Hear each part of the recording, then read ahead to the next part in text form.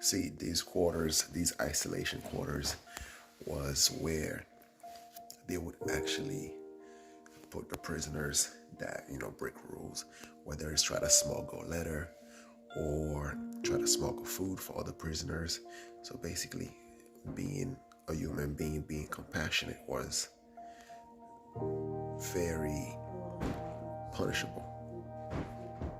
Anything to break the human bond, that was looked upon as a sign of resistance. Sometimes I ask myself, like, how did people get to that point? How people were able to just find it okay to treat other human beings like they were just animals, and to actually the rest of the population to go along with it, to actually have it justified in their heads. And it's like, it always starts small. Always starts with a more of a grooming.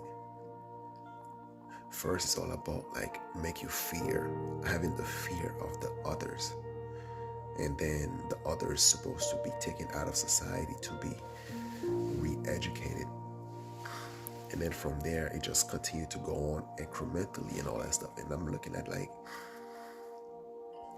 are we going through the similar process of today? Today, we're very divided, where a group of people want to be left alone and to continue to maintain their freedom, while the other one just continue to push what they believe to be right. And if history is any indication of how bad things might go, we cannot just whitewash history. We have to actually have this conversation, have this type of conversation. When is it appropriate to have civil disobedience? What form does it take to have civil disobedience? To actually say no to the small things that may lead to something bigger and bigger. Whether it's being forced to wear a mask, or being forced to actually take a jab, or being forced to do any type of things that is outside of your freedom. When is it appropriate to stand up for something?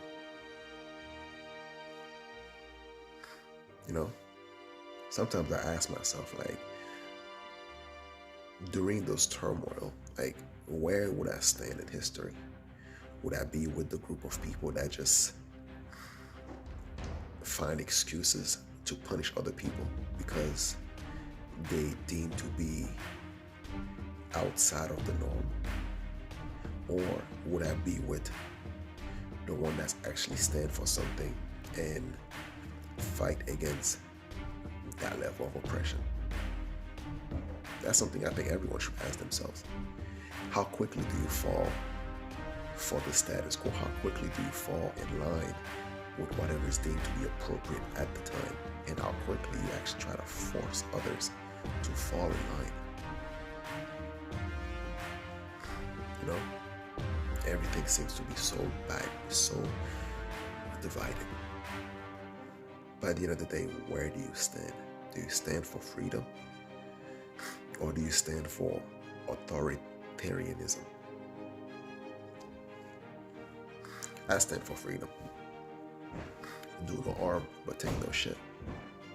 And I think it's the fear that sometimes actually drives people towards complying with authority and just blindly follow authority. So if you don't pay attention, this is what you might recreate it. History always repeats itself because we tend to ignore the signs that lead to it. So let's continue on.